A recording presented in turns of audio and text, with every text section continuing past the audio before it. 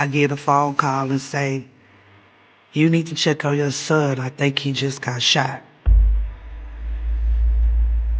Once they came in and told me that my son didn't make it, that was it for me. I just broke down crying like I just couldn't stop. The aunt brought forward the Facebook Live video showing that these are the two people that need to be looked at as far as killing her nephew. Hey, look, this how many people I done shot at, bro. Look, this how many, look. I done shot so many people. Real talk, ho. We shooting grannies, cousins, uncles, all that, bitch. She was claiming to be his Bonnie and calling him her Clyde. I wasn't even trying to kill him. I didn't even know he was dead until she showed me. He was like, we in this together, you ain't going nowhere, you can't never leave my side. I am posting all this stuff on Facebook. You talking about like why he posting saying what he did? Yeah. I don't know, Hakeem is crazy. My name is Hakeem Griffin-White. I have a lot of regrets, like, I wish I could just take it all back. My name is Ashley Coleman. And with this show, what do you want us to say under your name? A victim. It's 2:40 p.m. on March 2nd, 2017. In the Oak Cliff neighborhood of Dallas, Texas, a flurry of calls flood 911 dispatchers. Dallas 911. Hi, someone just got shot in front of me. Yeah, he shot. I can see blood coming from him. Where is the person at, sir? He's right here. He's in the street on Bonneview and Sinigad. Shots fired in Oak Cliff are definitely not uncommon. It's something that, unfortunately, residents in that area probably see or hear every day. The Oak Cliff area is poverty-stricken. Gangs, different things, killings every day. You can say it's like any other hood or whatever, you know what I'm saying? As a crowd gathers around the victim, a bystander pulls out their phone and starts recording. Don't move. They say don't move him, man. Y'all know who shot him? No, he moving himself, though. Just breathe, baby. Just take it slow, baby. Just try to get up. Okay, I got somebody on the way. All right.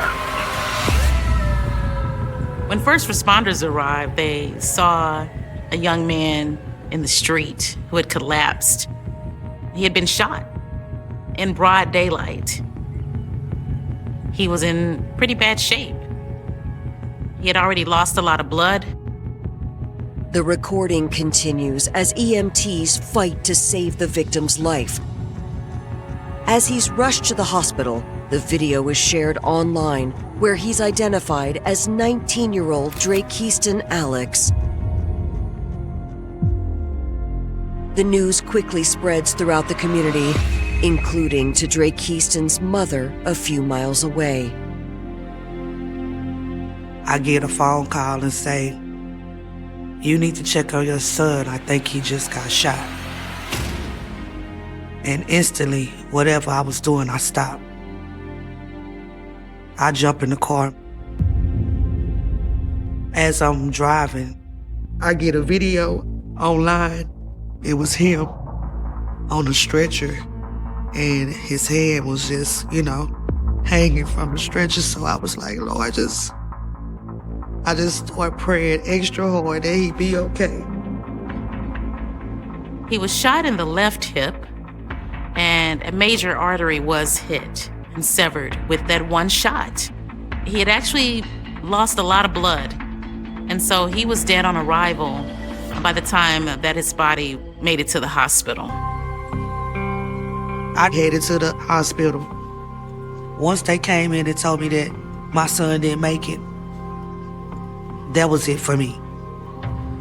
I just fall down to my knees because I knew my baby had been gone. And I just broke down crying like I just couldn't stop. To have to deal with that was the worst day of my life.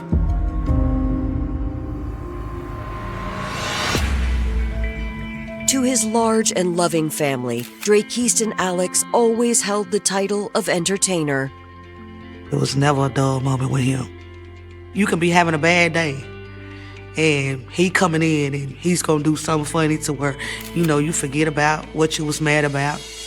He was that type of person. During high school, Dre's talent soared as a standout football player and a budding performer. Dre was a great athlete, musically inclined, wanted to be a rapper. He most definitely wanted to be a rapper. I didn't know half of the stuff they were saying. I enjoyed it. If that was what he wanted to do, that was what he wanted to do. I was gonna support him. With an athletic build and an outgoing personality, Dre was also popular with the ladies. It was a smile for them. At least that's what he said. At least that's what he said, but he's most definitely a charming little fella. A romance with Dre's high school sweetheart Taz paved the way to fatherhood for Dre in 2016. Less than a year later, Dre discovered they'd soon be welcoming a second child, but his relationship with Taz didn't last. He was just going along in life, trying to be a successful parent, and Dre had a baby on the way. He was simply a young man trying to make it and trying to be there for his children. He was a great father. He loved fatherhood. The little time that he did get, he loved it. But just weeks before the birth of his second child, Dre's life is suddenly cut short when he's gunned down in the street by an unknown assailant on March 2nd, 2017. I never pictured myself not making more memories with my child. I just couldn't believe it. Within an hour of the shooting, Dallas detectives arrive on the scene. In the totality of scenes that I've seen, this was actually a very minimal scene as far as evidence. We found 2 spent casings and 1 live one. So we were figuring 2 rounds shot, but we knew he was only hit once. I don't know if the gun was perhaps jammed or what the problem is, and that could have been why the live round was there. The main thing we know is, we need to collect those casings, and then we know what caliber weapon we're looking for. By the time we got there, there was only 1 or 2 witnesses, and then beyond that, there were some people that heard things, but nobody that really saw anything. People, obviously, they heard the shots, but people are afraid to talk because when people are brazen to do something like that in broad daylight, what are they gonna do to you? They don't want to be the next victim. It did seem like he was kind of at the wrong place at the wrong time. With somebody having it out for him, though, he was the target. But over what?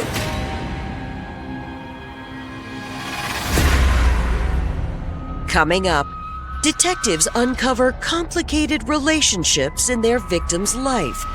When they showed me who he was, I was like, wait a minute. I know him. I know him personally. I know this kid. I never even knew no animosity was between them 2. And a toxic romance will soon take center stage. They both glorified negativity, and they were each other's hype man. They were hyping each other up. Are they gonna go real Bonnie and Clyde and actually, not go down without a fight? Dallas police detectives are searching for evidence that may lead them to a suspect in the shooting death of 19-year-old Dre Keyston Alex. Because it was in the street, kind of near a shopping center and some other businesses, we were looking for cameras that would capture images of the offense.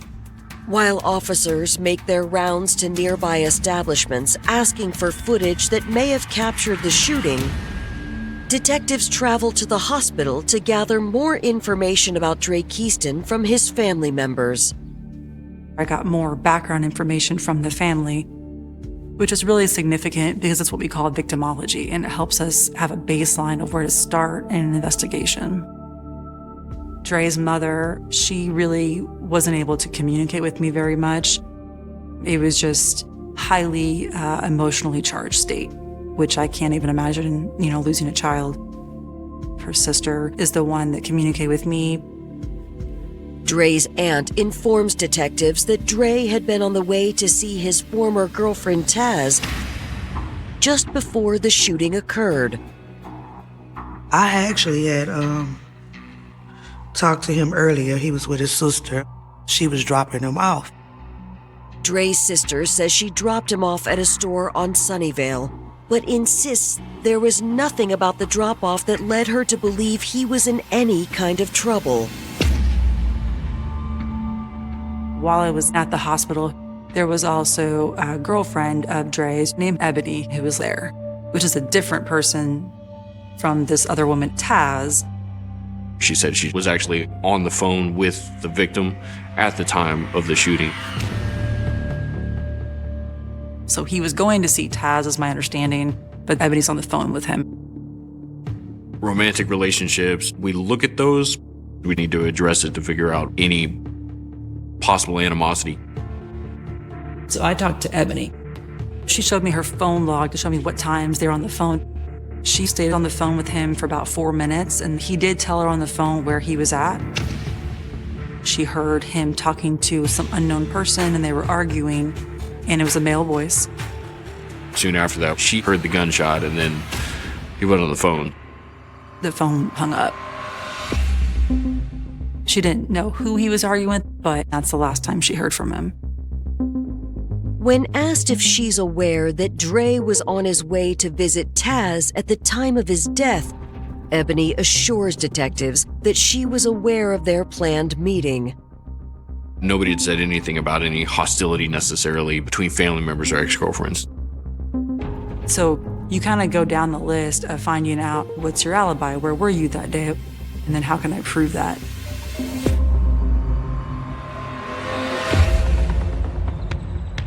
Before detectives can confirm Ebony's alibi, they get word that crucial evidence from the scene has just come in. There were several businesses with cameras, so fortunately there was a camera right there that recorded everything. Having a complete picture is huge in any investigation. The footage is really important. First of all, it shows the entire shooting, which is critical because it lays out for us how it happened. It showed suspect pulling up, showed that there was a driver, showed that the shooter was the passenger. The passenger approached Dre as he's walking across the street. Someone approaches him and apparently starts an argument. The suspect pulled the gun out. You can see Dre then run off, and then you see the shooter even take time and aim for the follow-up shot. And then after the shooting, the driver waits for the shooter to get back into the vehicle, and then they leave together. The driver appeared to be a black female, and we could tell the color of the clothing. She had a beanie on with a little puffball on top. The shooter appeared to be a male, as you could tell, very thin build. They couldn't identify the shooter, but they were able to see specific details about the getaway vehicle. The surveillance video captured the red PT Cruiser, which is not like a really common car to have, and they kind of stand out. Detectives are unable to read the license plate, so they turn to the public for help. They were able to do some freeze frames of the footage for that vehicle and put it out in media, trying to get people to call in if they knew or had seen that particular vehicle. This vehicle and the people inside of it are the suspects in this murder. Detectives have uncovered surveillance footage of the exact moment 19-year-old Drakeiston Alex was gunned down in Dallas, Texas, and of two suspects fleeing the crime scene. This was a distinct vehicle, this reddish-maroonish PT Cruiser. Whenever you have a vehicle so specific like that, it really is a gift because there's only so many. And so I started going through every single report to look if they live in that area. Is there a black female driver or registered owner, perhaps? Like anything I can find that can tie me into the right direction. Meanwhile, Dre's family discovers a crucial piece of evidence and immediately contacts detectives. There was a social media video that was floating around. The aunt brought forward the Facebook Live video showing that these are the two people that I think need to be looked at as far as killing her nephew. Hey, look, this how many people I done shot at, bro. Look, this how many, look, I done shot so many people.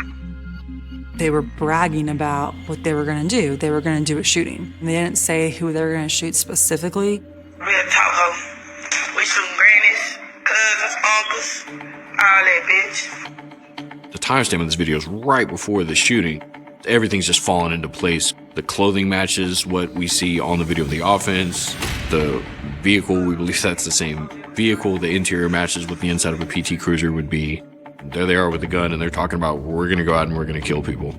While Dre's family can't identify the woman in the video, they tell detectives that the man is 17-year-old Hakeem Griffin-White.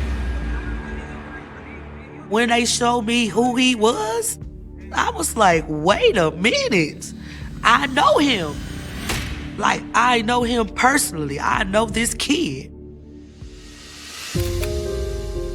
Growing up in Dallas's Oak Cliff neighborhood, Hakeem Griffin-White was an introvert by nature. Hakeem was real charming, but he was quiet for the most part. He was someone that you were okay with having around, meaning he doesn't come with drama. I met him while he was young.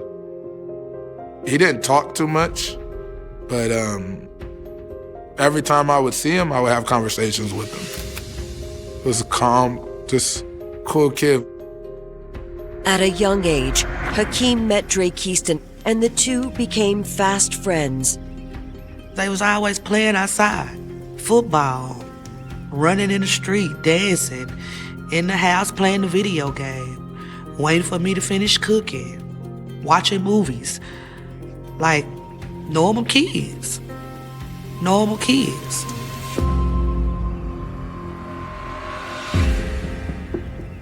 We moved away and they went there, we went here. That's it.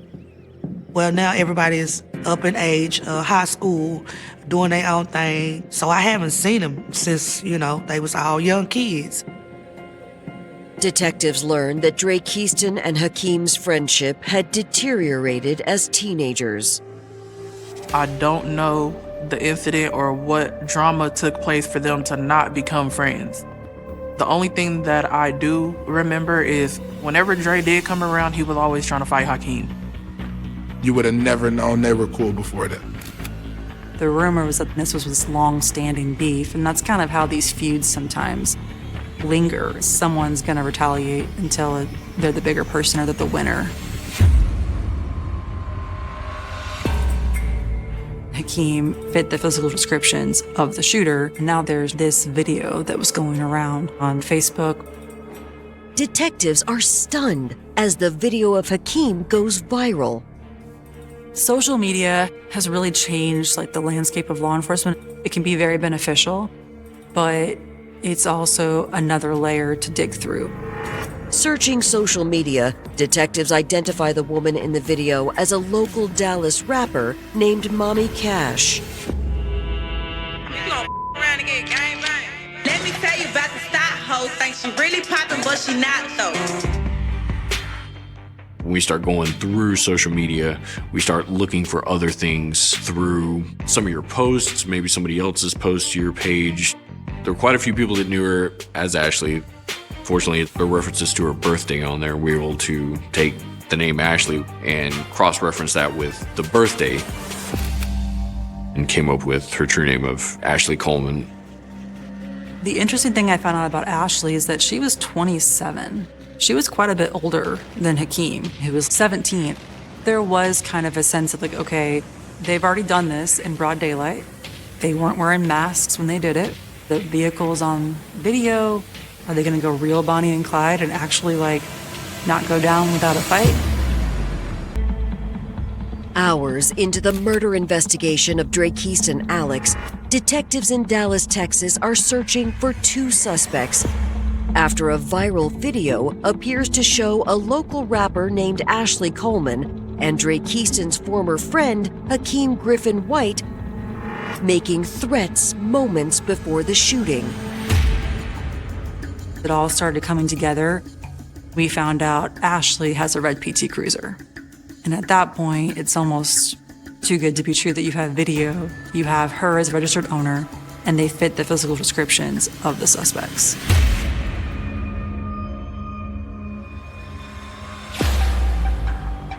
Authorities continue to monitor social media, searching for any clues as to where Ashley and Hakeem might be hiding out. To their surprise, they're both actively posting. Ashley went on social media saying, "That's not my car. My car looks different." And Hakeem was saying, "That's not me. That's a different person." So they knew that they had been caught on camera. They're trying to appeal to the masses that they're innocent. So they're going to go back and try to undo the damage they've done. Ashley is on social media lamenting that I'm not a killer. I just do that just for social media. I just do that for my persona, for my image. Detectives escalate their efforts to locate Ashley and Hakeem.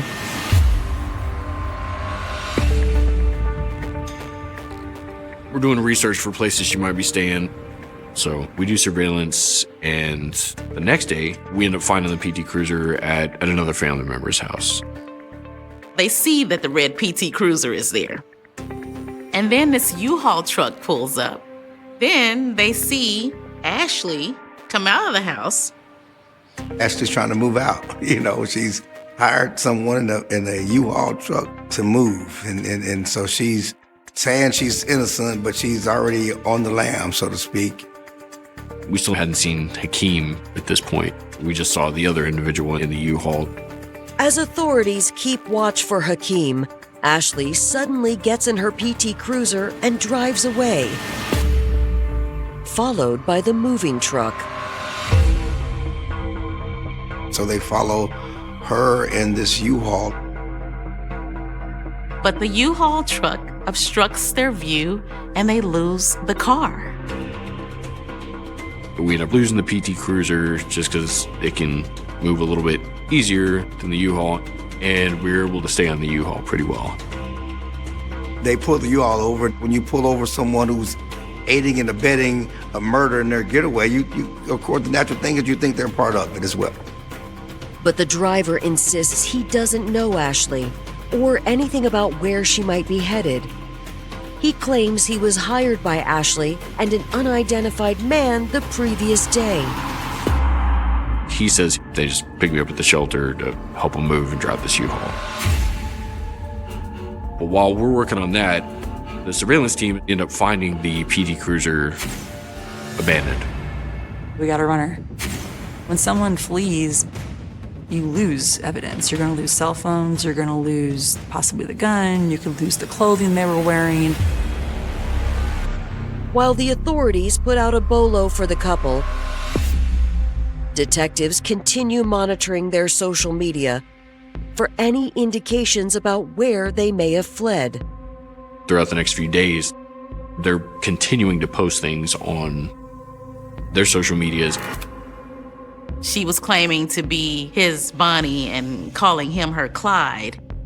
To have these individuals who were really just so hell-bent on being bad and on just putting images out there that were bad was jarring. I look miles out there, keep running my name, scanning my name. They tell me to shoot you in your leg.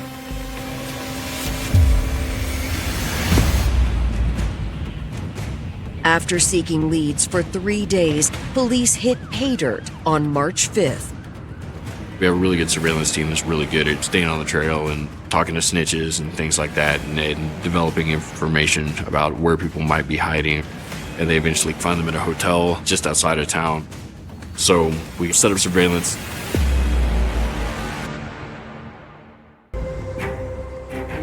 Dallas authorities are on the hunt for 27-year-old Ashley Coleman and 17-year-old Hakeem Griffin-White as their primary suspects in the death of 19-year-old Drakeiston Alex when they locate them in a Dallas area hotel.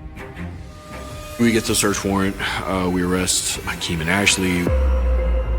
They don't put up much of a fight when they're caught. They are apprehended with no combativeness. They are taken into custody.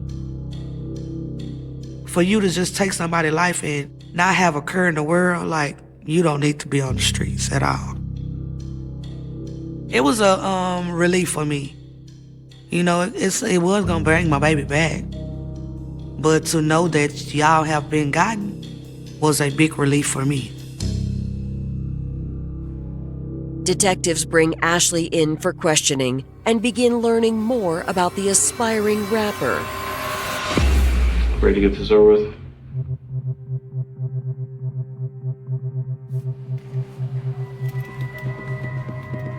My name is Ashley Coleman. And with this show, what do you want us to say under your name? What your title is? Victim. Well, the victim. Of course, defendant. Ashley Ann Coleman had a rough start in life in the Oak Cliff neighborhood of Dallas, Texas.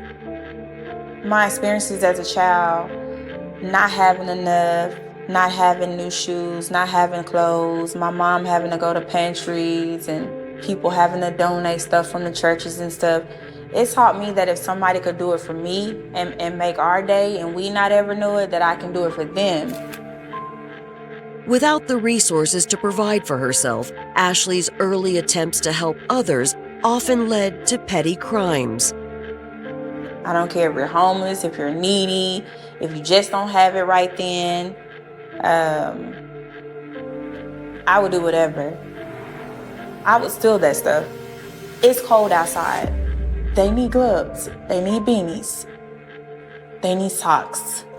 So if I knew it was a store down the street, I did what I did. It became habit. In 2015, Ashley created her alter ego, Mommy Cash. Mama Cash, she was dope. She was dope. And at that time, it wasn't that many female artists, so, you know, it was something different. You Mommy Cash now. You Cash team, bitch. My dreams and my goals with my music were to show like the kids from my neighborhood and every other neighborhood that's been down bad that like you can make it. But success in the rap game proved to be harder than Ashley anticipated.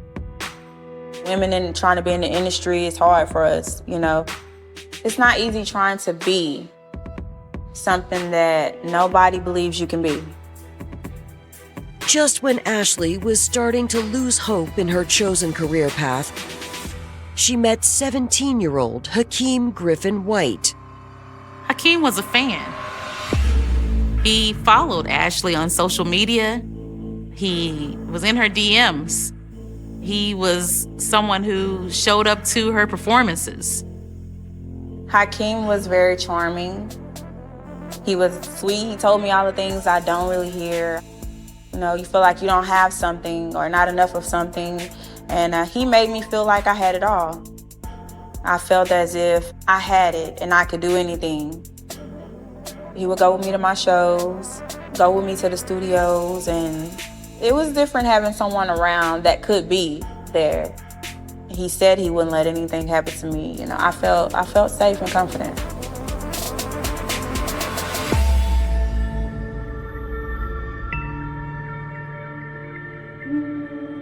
My name is Hakeem Griffin-White. Me and Ashley had met through Facebook. You know what I'm saying? Like, I had seen her before already, like, cause she was doing her little music videos and things, so I already knew of her. So when I seen her, I was like, okay, she trying to do something in life. I learned in the industry, like, you have to have some type of, like, facade so people won't just attack you or something like that. Like, people want to see that gangster. They both glorified negativity. You know, they were hyping each other up. With the couple now in custody, detectives confront Ashley about Dre Keaston's murder, and she points the finger squarely at Hakeem. I ain't shoot nobody. I didn't know what was going on. I can't control another person. Why y'all posting all this stuff on Facebook? What? Like what? Everything. Oh, he posted it. That Hunter knew me. You talking about like why he posting saying what he did? Yeah. I don't know. Hakeem is crazy. He's a charmer. Don't get on his bad side. Don't press that button. Don't poke. Don't ask too much. And the less you say, the better. He was very abusive.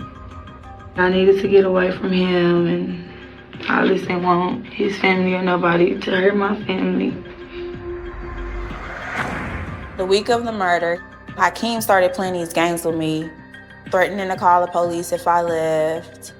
He started lashing out, having angry spells, acting crazy. I was scared. I feel like he gonna do something to, hurt me. It wasn't none of that going on. Like, why would you be with somebody that's just gonna beat you up all the time? Like, that's not my character. My mom, my sister tell me, you gotta turn him in. But I'm like looking at my mom like, it's not so simple. He was like, we in this together, you ain't going nowhere, you can't never leave my side. None of that story really made sense based on, it's her social media that they're putting all this stuff on. Everything about her demeanor was just very manipulative throughout my entire interaction with her. She was ready to throw him under the bus as soon as she could. If I would've known what I know now, man, think about Ashley, she's just a hard pill to swallow. The thing she was saying to me, I don't know why she's saying it about me, because that's just not me. Coming up, Hakeem Griffin-White recounts his side of the story. Like one day he was just like, I'm gonna get you. I'm you know what I'm saying? I'm terrified. I just want to know why. What did he do that bad for you to take his life? Under the pressure of police interrogation, Ashley Coleman tries to distance herself from the murder of Dre Keaston Alex, claiming her boyfriend and the alleged triggerman, Hakeem Griffin-White, was actually her abuser. He already had beat me up previously, so I was kind of scared. I feel like she could have stopped it, but that never happened. Instead, it was like encouraging. I never encouraged Hakeem to do anything. Everything that he's done willingly, knowingly, and because he wanted to. In another interrogation room, Hakeem opens up to detectives about his and Ashley's social media personas and the video they created on the day Dre Keaston was shot. I went live and I was just splashing on there, like acting hard. I ain't gonna even lie. Just to act hard for Facebook, bro. That's why. This the thing is about that video. That video had to do with this man. Nowhere in that video it say this man's name. Nowhere. I ain't even was thinking about this dude ever until I seen him that day. Hakeem tells us that they just rolled up on this guy that he's been having this several years long dispute with.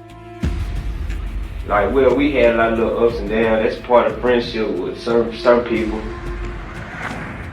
He said he had had this ongoing dispute with Dre for years. School stuff where they just, for whatever reason, they didn't get along, and it just, over the years, escalated. Like one day he was just like, I'm gonna get you. I'm you know what I'm saying? I'm terrified. Hakeem claims the feud came to a head several months earlier when Dre Keaston threatened him outside a family member's house. I just remember like him taking a gun out, and I was just sitting there looking up to a gun like, dang, like I'm really finna die right now. Like this stuff crazy. So long story short, some lady came out with her kids in the apartments, and she must have like looked our way. So as it being witnesses, he just ended up turning away. That right there was just like, dang, like it was just foul play. I wasn't digging it. I feel like my life was being just too much in danger. Like, I want this dude to stop messing with me, man. Hakeem admits when he happened to see Dre Keyston on the morning of March 2nd, he took the opportunity to teach his former friend a lesson. I ended up seeing Dre coming my way with his hands in his pants on the phone. So I was like, she don't know, dude. Ashley didn't know like the beef me and him had over all this time. So she don't really know what was going on. I just ended up reacting towards it like real fast. Like, I was just letting him know, like, bro, you ain't finna keep doing me like that, bro. You know what I'm saying? Like, you ain't finna keep on trying to come for me, try to kill me. My mental went to straight, like, just to scare him. I had shot. You know what I'm saying? It was like a quick shot, and then boom. I ended up taking out running towards the car. So when I hopped in the car, we burned out. I wasn't even trying to kill him. I didn't even know he was dead until she showed me. I thought he was still alive. Throughout the interrogation, Hakeem attempts to shield Ashley from any responsibility. Still, authorities charge both Hakeem Griffin-White and Ashley Coleman with first-degree murder.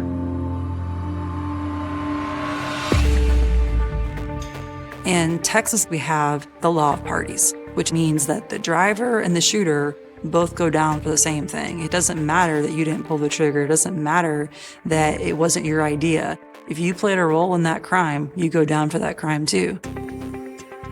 I didn't understand why. You know, I felt like I was a victim myself, so why am I being charged with what he did, you know?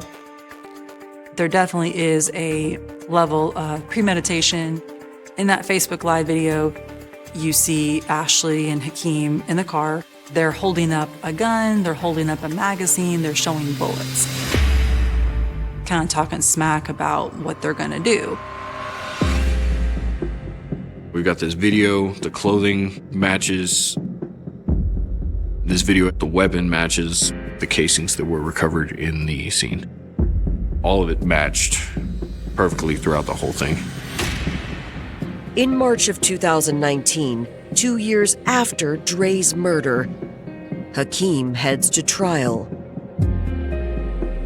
Trial was really hard because you got people in this world doing very, very bad things, like, and I accidentally shot a person, like, this was really like accidental, so it was like how y'all just gonna do me like this? When you have surveillance video, it's hard to argue self-defense. It's hard to argue something else when it's right there in front of you that you gunned down this person and you were doing it on purpose. You shot him once. You tried to shoot him again, but your gun jammed. So your intention was most definitely to kill my son. This was not an accident. This was a very intentional act. Hakeem Griffin-White is ultimately found guilty of first-degree murder and is sentenced to 75 years in prison. I'm not gonna say I was satisfied, but I really think that you take a life, you get a life. Worried she will face the same fate, Ashley decides to strike a deal with prosecutors. On September 24th, 2019, she pleads guilty to first-degree murder in exchange for a reduced 19-year prison sentence. That hurt me to my core because why should she be able to get a plea deal and she just as guilty as he is? You know right from wrong. You knew what he was doing wasn't right. But I'm okay because y'all not out here. And you get to get punished for something that you did. Unfortunately, someone lost their life as a result of their persona becoming bigger than the image that they were putting out. They chose to be realistic with it. They chose to show the world that it wasn't just what you saw on social media.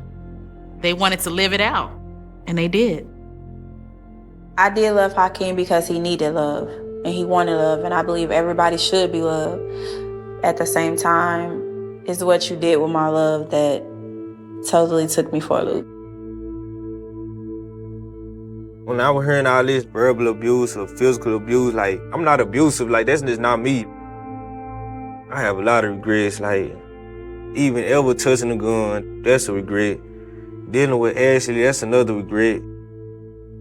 A lot of things in life that I just regret. I wish I could just take it all back. Your parents can still come and see y'all. Y'all are able to talk. You're eating, you're living.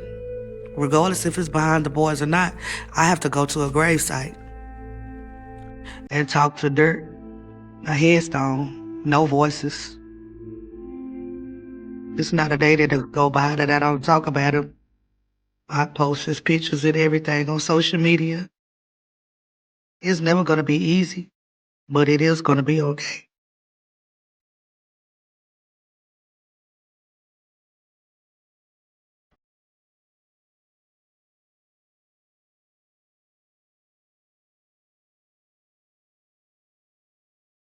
A voice in the dark in the late hours of a quiet night in Melbourne, when suburban streets had long since emptied and the ordinary rhythms of family life had settled into sleep. There was a kind of silence that people trusted. It was the silence of locked doors, of drawn curtains, of routines repeated so often that they no longer required thought. Inside those homes, children slept in their beds, parents lay only a few walls away, and the idea of danger felt distant, something that belonged elsewhere, to other places, to other lives. But in a series of nights that would come to define one of the most haunting criminal investigations in Australian history, that silence was not empty. It was occupied.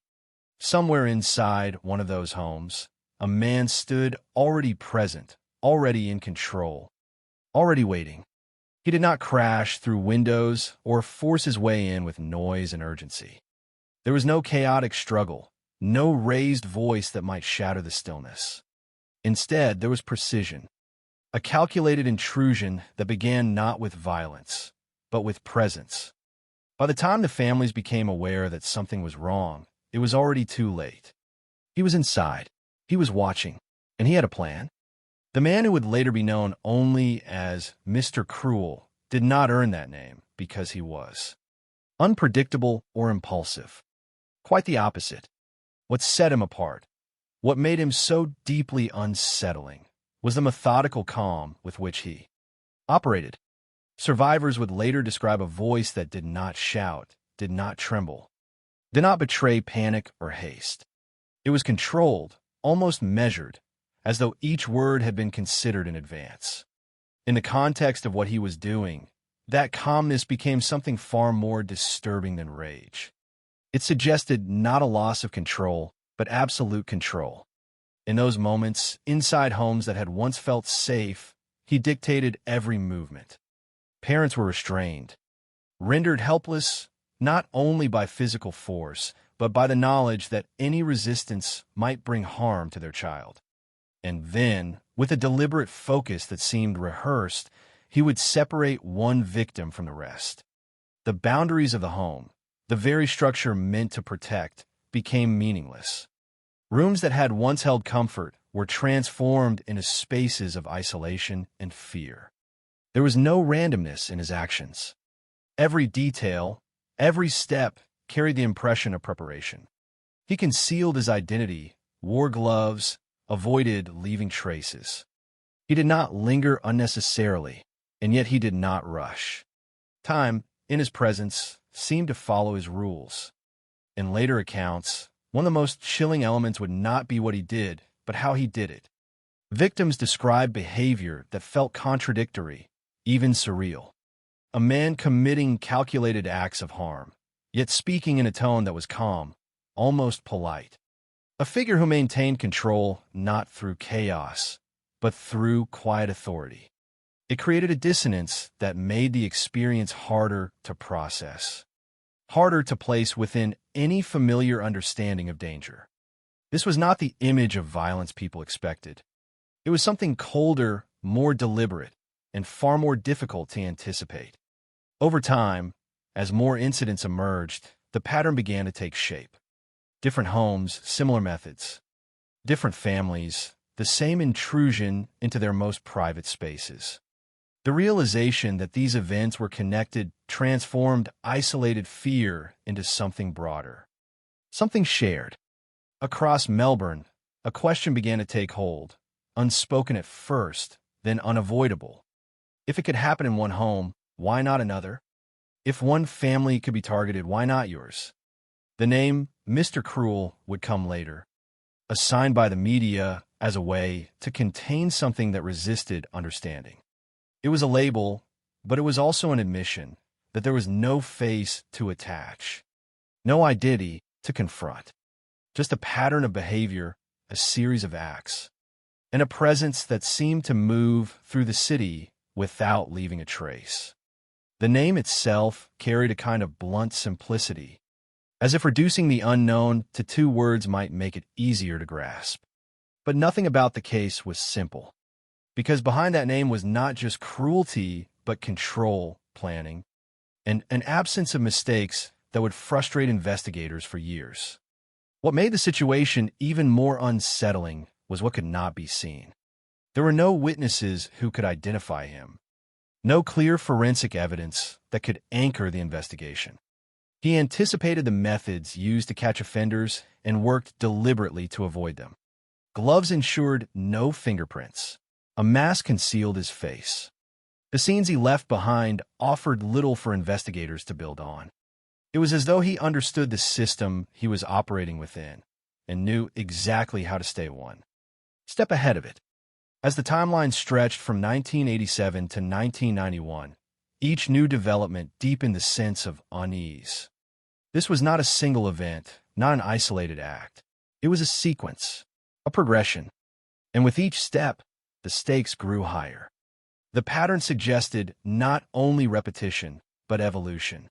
A man who was not only capable of committing these acts, but of refining them, learning, adapting, becoming more confident in his ability to remain unseen.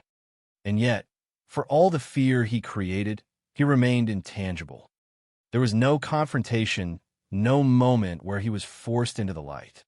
Instead, he existed in the margins, in the gaps between what was known and what could be proven. For the families affected, the impact was immediate and personal. For the broader community, it was something more diffuse but no less powerful. A shift in perception, the realization that safety was not guaranteed, that the ordinary could be interrupted without warning. Doors were checked more carefully. Windows were secured. But beneath those actions was a deeper uncertainty, one that could not be locked out. Because the threat they faced was not defined by force alone, but by patience and planning. By someone who chose his moments carefully, who observed before he acted, who understood that the most effective way to enter a home was not always through breaking in, but through knowing exactly when and how to do so without being noticed. The story of Mr. Cruel does not begin with a single dramatic event. It begins with a quiet presence, a controlled voice, and a series of nights that unfolded in ways no one could have predicted. It is a story not only about the acts themselves, but about the absence of answers that followed. About an investigation that would search for a man who left almost nothing behind. And about a city that would come to understand that the most unsettling threats are not always the loudest ones, but the ones that move in silence, that act with intention, and that disappear before anyone can fully comprehend what has happened. Even now, the questions remain. Who was he? How did he manage to operate for so long without being identified? And perhaps most unsettling of all, how close did he come to being seen, to being caught, to being known? In the darkness of those suburban nights, the answers were never found. And in that absence, the story continues. a city that felt safe in the late 1980s. Life in Melbourne carried with it a quiet predictability that many families depended on. Suburban neighborhoods stretched outward in orderly patterns, lined with detached homes, small gardens, and streets that grew still after nightfall. These are not places people associated with danger. They were environments shaped by routine, children leaving for school in the morning, parents returning from work in the evening, doors closing, lights dimming, and the expectation that what lay inside those homes would remain undisturbed. Safety was not something constantly questioned. It was assumed. And it was precisely within that assumption that the events surrounding Mr. Cruel would leave their deepest impact. The victims in these cases were not chosen at random in the sense of chaos, but they shared defining characteristics that, when viewed together, revealed a disturbing consistency. They were young girls between the ages of 10 and 13, living within family homes, surrounded by parents or siblings who, under ordinary circumstances, would have been their first line of protection. This detail alone altered the psychological weight of the crimes. The attacks did not occur in isolated public spaces or under conditions that might be explained away as risk-taking or chance. They occurred inside the home, in bedrooms and hallways that represented familiarity and security. The victims were taken not from the margins of safety, but from its very center. To understand the full weight of these crimes, it is necessary to consider not only what happened, but where and to whom it happened. In 1987, in the suburb of Lower Plenty, the first known victim was an 11-year-old girl. Her life, like many children her age, would have been defined by ordinary routines, school days, family time, the gradual navigation of childhood. There is nothing in the available record to distinguish her from countless others. And that is precisely the point. She was not selected because she stood out, but because she fit a pattern that only the offender fully understood. On the night of the attack, her parents were present in the home. They were not absent or unaware of her existence. And yet, despite that proximity, they were rendered powerless, restrained, unable to intervene, forced to witness a situation in which their role as protectors was stripped away. For the victim, the experience was one of isolation within proximity, separated from her family not by distance, but by control imposed from outside. This dynamic would repeat itself in later cases, reinforcing a pattern that was as psychological as it was physical. In 1988, in the suburb of Ringwood, a 10-year-old girl became the next known victim. Like the first, she was taken from her home, from a space defined by familiarity. The circumstances again involved the presence of her family, and again, that presence did not prevent the crime. What distinguishes this case is the account provided by the victim after her release. Her description of the offender introduced a detail that would become one of the most unsettling aspects of the entire case. His demeanor. He was not described as chaotic or overtly aggressive in his communication. Instead, he was calm, controlled, even described as strangely polite. This characterization complicates the way in which the crimes are understood. It suggests a deliberate choice in how he interacted with his victims. A controlled presentation that may have been intended to maintain dominance without escalating visible panic. The victim also described being given food, being allowed to bathe, and being provided with clean clothing. These actions, while not mitigating the nature of the crime, added a layer of contradiction that made the offender more difficult to categorize. He did not fit neatly into a single behavioral profile. Instead, he operated in a space that combined calculated harm with controlled, almost procedural interactions. Later that same year, in Don Vale, another 10-year-old girl, Sharon Wills, was taken under similar circumstances. Her case would become one of the most widely discussed, not because it differed dramatically in structure, but because it provided further insight into the offender's methods. Once again, the crime occurred at night. Once again, the family was present and restrained. And once again, the victim was removed from the home and held for a period of time before being released. During her captivity, Sharon Wills reported being fed, being allowed to bathe, and notably, having her voice recorded by the offender. This detail introduced a new dimension to the case. It suggested not only preparation, but intention beyond the immediate act. The recording of a victim's voice is not incidental. It requires equipment, planning, and a purpose that was never fully understood.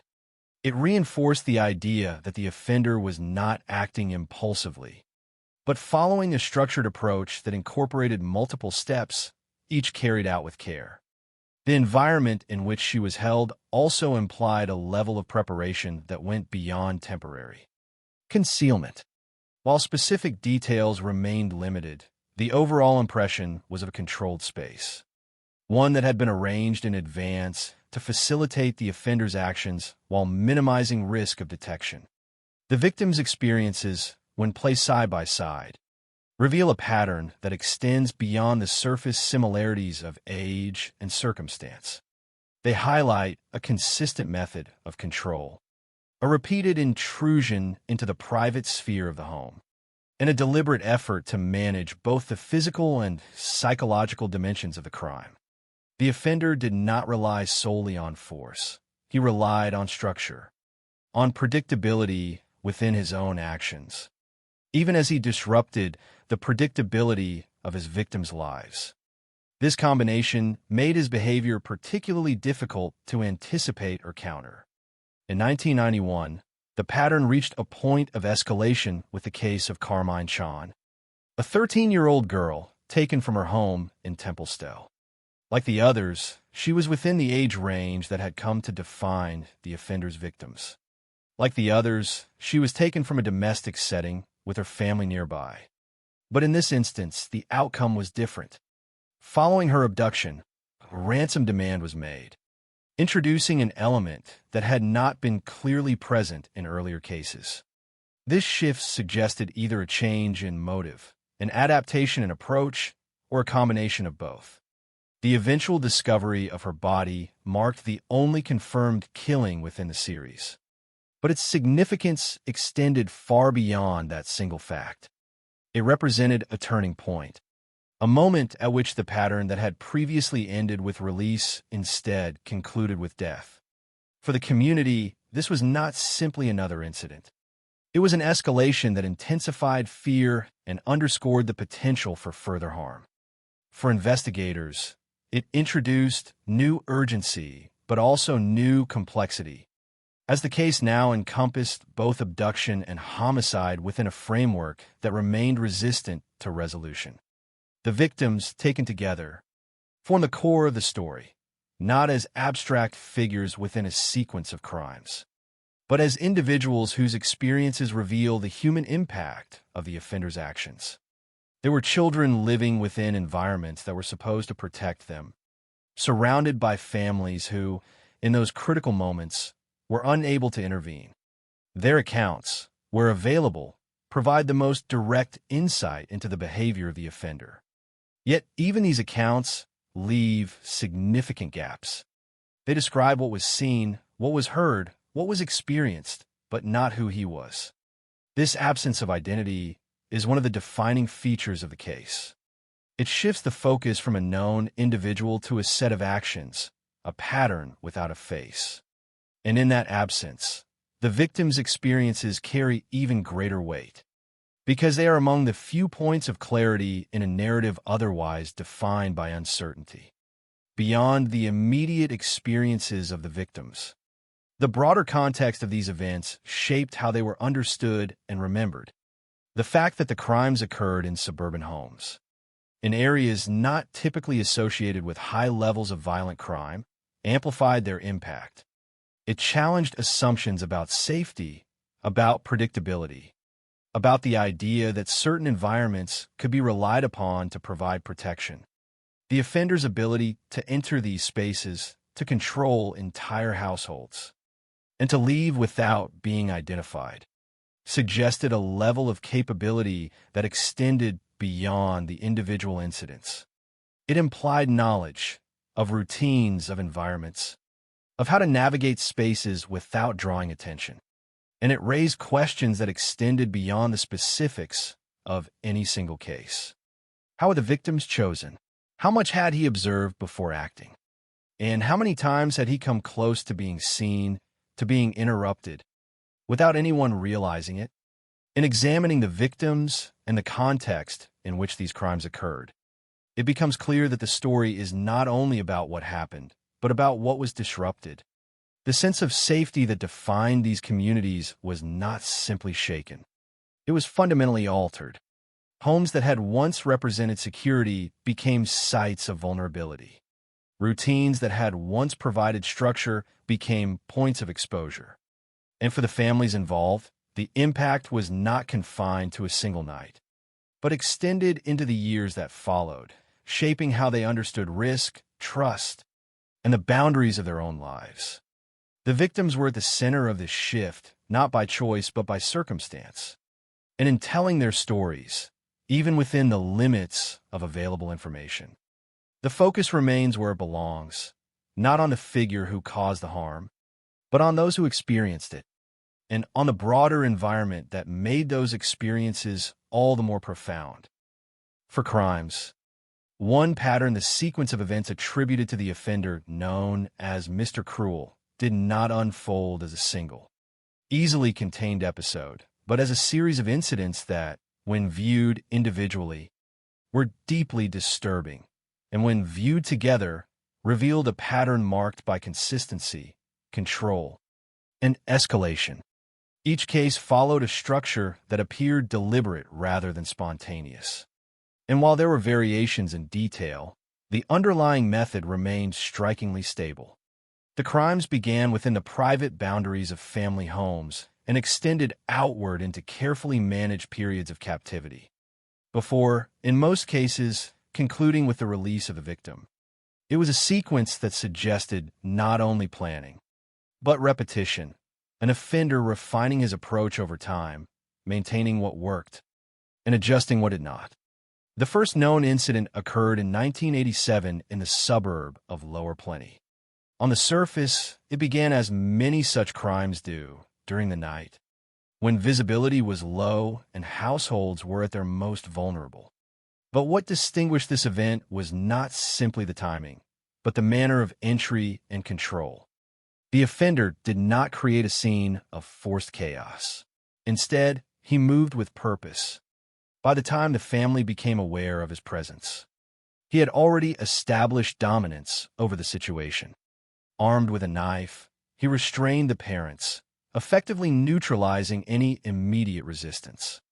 The presence of the weapon was not merely a threat, it was a tool of control, ensuring compliance without requiring overt physical violence. Once the adults were secured, his attention shifted to the 11-year-old girl in the home. The transition from controlling the family to isolating the child was executed without visible hesitation. The offender wore a mask, concealing his identity completely, and his communication remained calm, measured, and deliberate. There was no indication of panic, no rushed decisions. The act that followed occurred within the same home, in a space that had only moments before been part of a normal domestic environment. Afterward, the offender left without being apprehended, leaving behind a scene that, despite its severity, offered little in terms of immediate investigative leads. There were no clear signs of who he was, only the evidence of what he had done. Approximately a year later, in 1988, a second major incident took place in Ringwood. The similarities to the earlier case were difficult to ignore. Once again, the crime occurred at night. Once again, the offender entered a family home and quickly asserted control over the household. The parents were restrained, their ability to intervene removed almost immediately. But in this instance, the sequence extended beyond the boundaries of the home. The 10-year-old victim was not only isolated but abducted, taken from the environment in which the crime began to a separate, undisclosed location. This transition marked a significant development in the offender's method. It introduced a new layer of complexity, requiring transportation, concealment, and a controlled setting in which the victim could be held without detection. The duration of the captivity, approximately 18 hours, suggested that the offender had prepared in advance for this possibility. He did not release the victim immediately, nor did he act in a way that indicated improvisation. Instead, the time spent in captivity appeared structured. According to the victim's account, she was given food, allowed to bathe, and provided with clean clothing. These actions, while not diminishing the nature of the crime, reinforced the impression of a controlled environment. The offender maintained a level of order that extended beyond the initial act of abduction. His behavior remained consistent with earlier observations, calm, deliberate, and devoid of unnecessary escalation. When the period of captivity ended, the victim was released near her home, a decision that again suggested calculation. He did not abandon her in a distant or random location, but in a place where she could be found, where the immediate risk to her life was reduced. This pattern of abduction, followed by release, would continue in the next known case, further reinforcing the structure of his actions. Later, in 1988, in the suburb of Donvale, the offender carried out what would become one of the most widely recognized incidents in the series, involving 10-year-old Sharon Wills.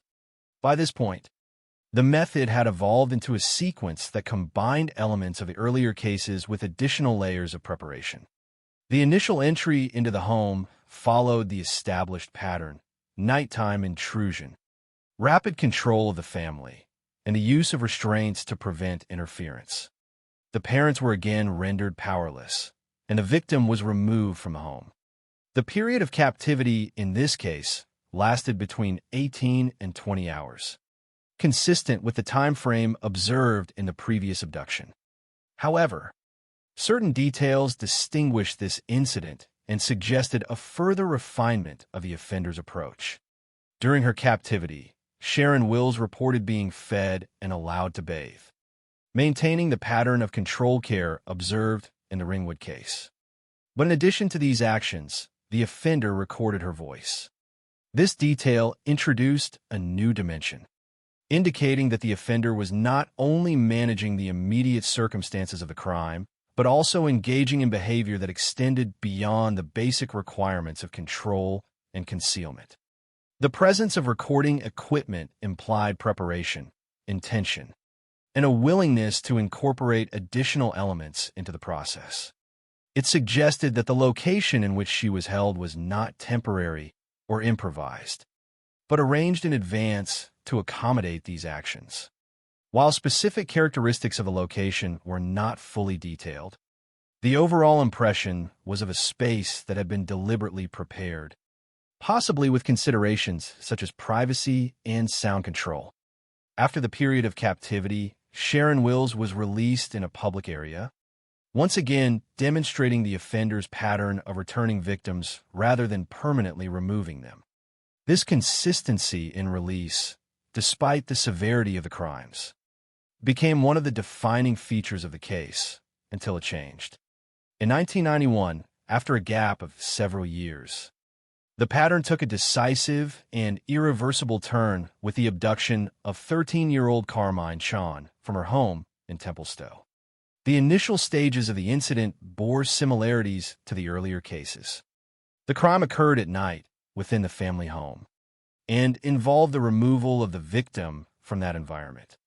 However, what followed diverged from the established pattern. In this case, a ransom demand was made, introducing a new element that had not been clearly present in the previous incidents. The demand suggested either a shift in motive or an expansion of the offender's objectives. It added a layer of complexity to the situation, as the crime now intersected with financial coercion in addition to abduction. Despite this development, the outcome did not align with the earlier pattern of release. Instead, the case concluded with the discovery of Carmine Chan's body in a remote area. This marked the only confirmed killing within the series and represented a significant escalation in the severity of the crimes. The transition from abduction and release to abduction and murder altered the trajectory of the case, both in terms of its impact on the community and its implications for the offender's behavior. It raised questions about what had changed during the intervening years, whether the offender's circumstances, intentions, or level of risk tolerance had shifted in a way that led to this outcome. Across these 4 incidents, the pattern that emerges is one of deliberate control, repeated structure, and eventual escalation. The offender demonstrated an ability to enter homes without detection, to manage multiple individuals within those homes, and to carry out a sequence of actions that extended beyond the initial intrusion. He maintained a consistent approach to concealment, using a mask to hide his identity and gloves to avoid leaving evidence. His communication remained calm, reinforcing his control over the situation. And in most cases, he concluded the sequence by releasing the victim, suggesting a defined endpoint to his actions. The final case disrupted that pattern, introducing an element of unpredictability that intensified the urgency of the investigation. Yet, even in that escalation, the underlying structure of his approach, planning, control, and avoidance of detection, remained evident. The incidents, taken together, do not present a series of isolated crimes, but a progression. Each event builds on the previous one, reinforcing certain elements while introducing new variables. The consistency of the method suggests a level of experience and confidence, while the changes indicate adaptation. It is this combination that makes the series particularly challenging to interpret. The offender was not static, he evolved. And with that evolution came an increased capacity for harm, culminating in an outcome that differed fundamentally from what had come before. Chasing a ghost, as the incidents unfolded across the suburbs of Melbourne between 1987 and 1991, the task facing investigators grew steadily more complex. At first, each case presented itself as a deeply troubling but potentially isolated event, an intrusion into a private home, a controlled assault, a victim left behind with limited information, and a perpetrator who had already vanished. But as patterns began to emerge, the perspective shifted. What initially appeared as separate incidents gradually aligned into a sequence that demanded recognition as the work of a single offender. This realization marked the beginning of a coordinated investigative effort, one that would ultimately be defined not only by what was discovered, but by what remained out of reach. From the earliest stages, law enforcement was confronted with a fundamental challenge: the absence of usable evidence. The offender's methods suggested a deliberate awareness of forensic procedures, even within the technological limitations of the late 1980s. He wore a mask to conceal his identity, eliminating the possibility of facial recognition from victims. He used gloves, preventing the transfer of fingerprints. He controlled the environment in which the crimes took place, minimizing the chance of leaving behind trace evidence. These were not incidental precautions. They were integral to his approach. Each action appeared designed to reduce the risk of identification, to ensure that even after the crime had been committed, there would be little for investigators to work with. As additional cases were linked, the investigative strategy began to incorporate behavioral analysis. The consistency of the offender's actions provided a foundation for constructing a psychological profile. He was assessed as organized, methodical, and likely intelligent. The level of planning involved in each incident: entering homes undetected, restraining multiple individuals, abducting victims, and maintaining control over extended periods, suggested a capacity for detailed preparation. This was not a pattern of impulsive behavior. It reflected a structured approach, one that required foresight, discipline, and an ability to anticipate potential risks. Based on these observations, investigators considered the possibility that the offender held a profession that reinforced such traits. Fields such as engineering, education, or technical work were suggested, not as definitive answers, but as logical extensions of the behavior observed. The way he spoke to victims, calmly, without unnecessary aggression, also contributed to this assessment, indicating a level of interpersonal control that may have been developed through professional or social experience. Victim testimonies, limited though they were, became a critical component of the investigation. The descriptions provided were consistent in key respects, even if they lacked identifying detail. The offender's voice was described as controlled, measured, and, at times, polite, a characterization that stood in stark contrast to the nature of his actions. This contrast became a focal point in understanding his method of control, rather than relying solely on physical force. He appeared to use communication as a tool to maintain authority over the situation. By remaining calm, he reduced the likelihood of panic or resistance, creating an environment in which compliance was more easily achieved. This behavioral consistency reinforced the conclusion that the same individual was responsible for multiple incidents, strengthening the case for a single offender operating over an extended period.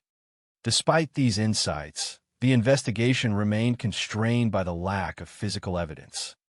Crime scenes yielded little that could be definitively linked to a suspect. The offender's use of gloves and careful handling of objects meant that fingerprints were not available. The absence of identifiable DNA further limited the scope of forensic analysis, particularly given the technological capabilities of the time. Investigators were forced to rely heavily on pattern recognition, witness accounts, and circumstantial connections, all of which, while informative, fell short of providing the level of proof required to identify and apprehend a suspect. One of the central lines of inquiry involved the possibility that the offender had prior knowledge of his victims. The selection of targets suggested more than random choice. The consistency in age range, the focus on specific suburban areas, and the ability to enter homes without immediate detection all pointed toward a degree of premeditation that likely included surveillance. Investigators considered the possibility that the offender observed his victims in advance, learning their routines, identifying moments of vulnerability, and selecting targets based on criteria that only he fully understood. This theory aligned with a broader assessment of his behavior as organized and deliberate.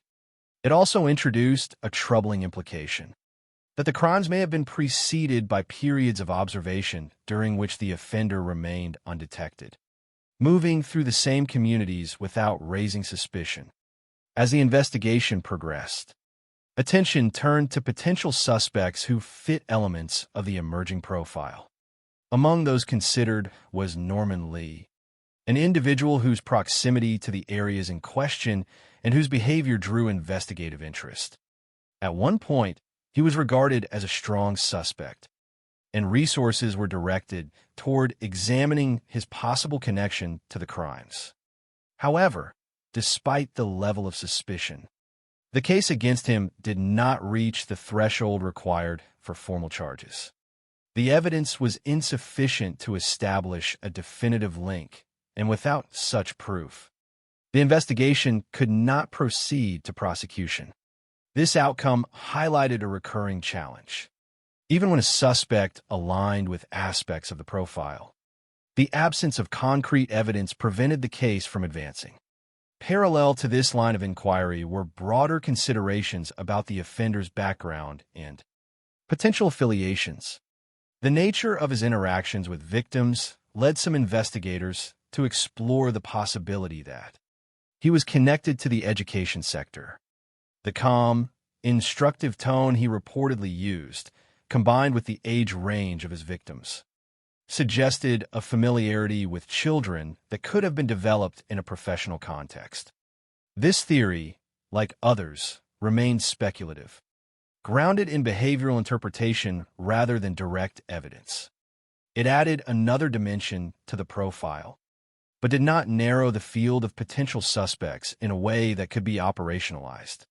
Another question that arose during the investigation was whether the crimes could have involved more than one offender.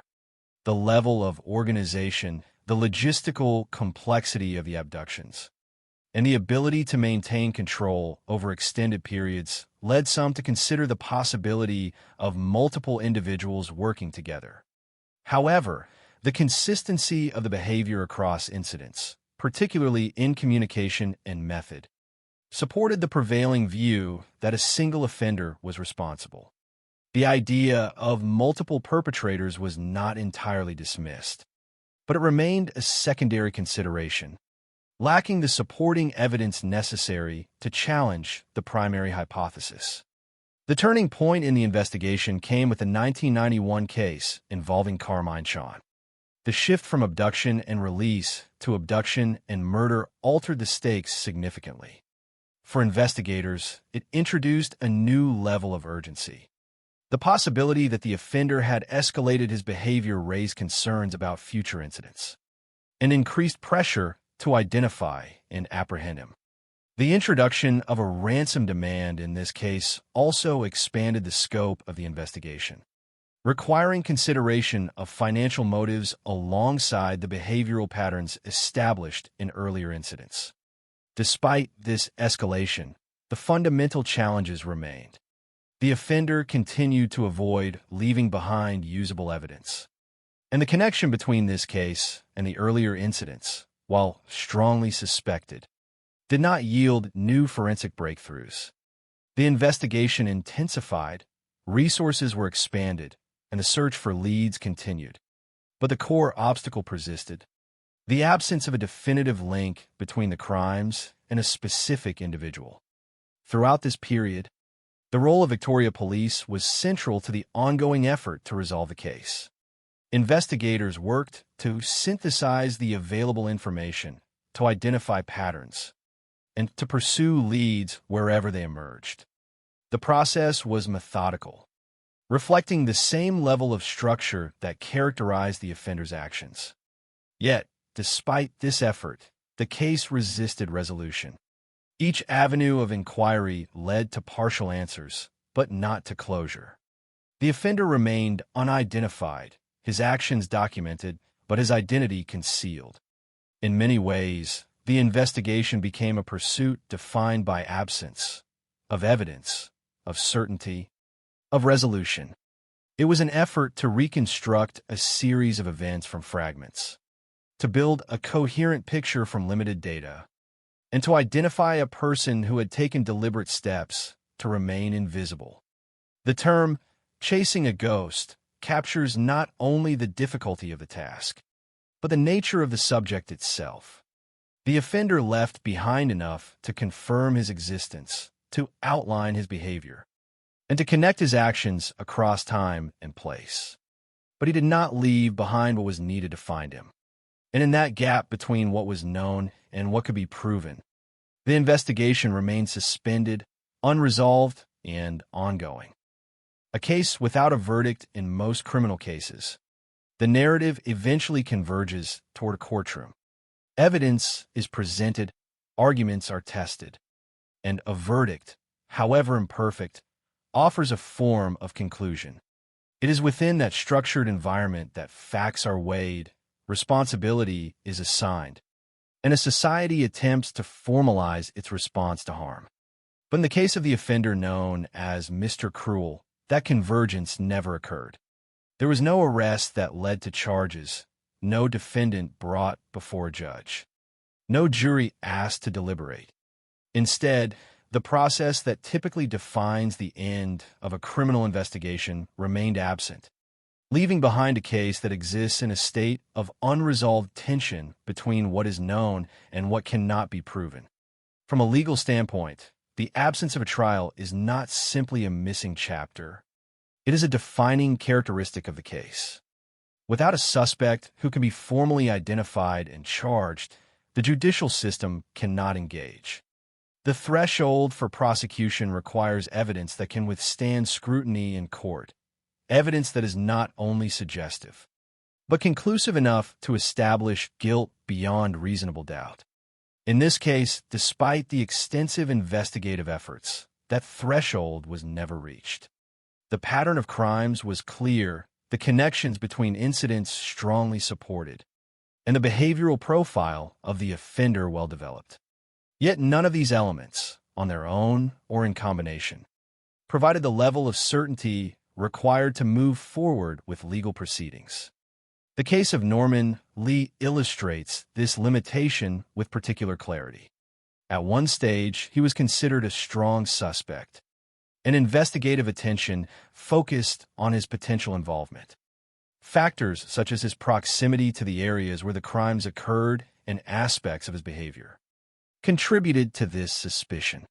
In another context, such elements might have been sufficient to justify further legal action.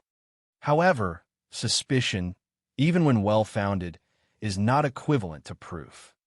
Without direct evidence linking him to the crimes, such as forensic confirmation, credible eyewitness identification, or a confession, the case could not advance to prosecution. The legal system's requirement for certainty serves as a safeguard against wrongful conviction. But in situations like this, it also underscores the difficulty of achieving justice when evidence is limited. As a result, no formal charges were filed, and the possibility of a trial involving this suspect or any other did not materialize. The absence of a trial also meant the absence of a public examination of the evidence.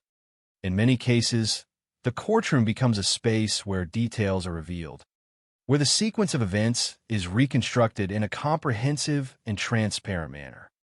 Witnesses testify, experts provide analysis, and a narrative of the crime is presented in a structured form that allows for scrutiny and debate. In the case of Mr. Cruel, this process never took place.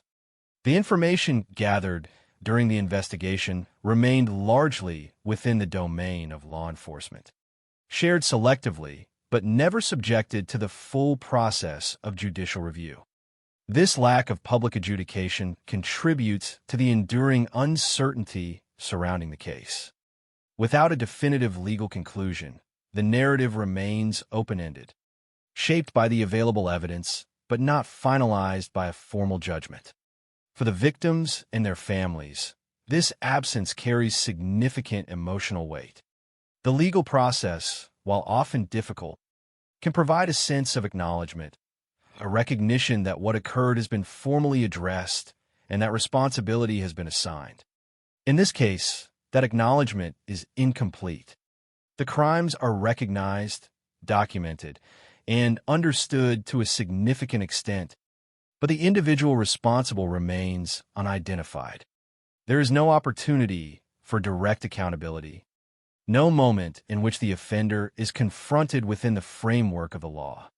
This absence does not diminish the reality of what happened, but it leaves a gap in the process of resolution, one that cannot be easily filled by investigative conclusions alone.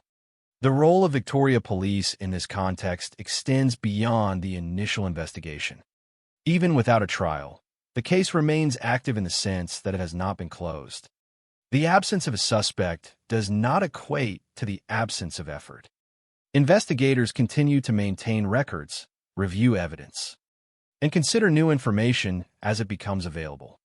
Advances in forensic technology, changes in investigative techniques, and the possibility of new witness accounts all represent potential avenues through which the case could, in theory, progress. However, these possibilities exist within a framework of uncertainty. The passage of time introduces additional challenges. Memories fade, evidence degrades, and opportunities for new leads become less frequent. Despite these obstacles, the case remains part of the ongoing work of law enforcement. A reminder that the absence of resolution does not eliminate the responsibility to continue seeking it. In the broader context of criminal justice, cases like this highlight the limits of the system.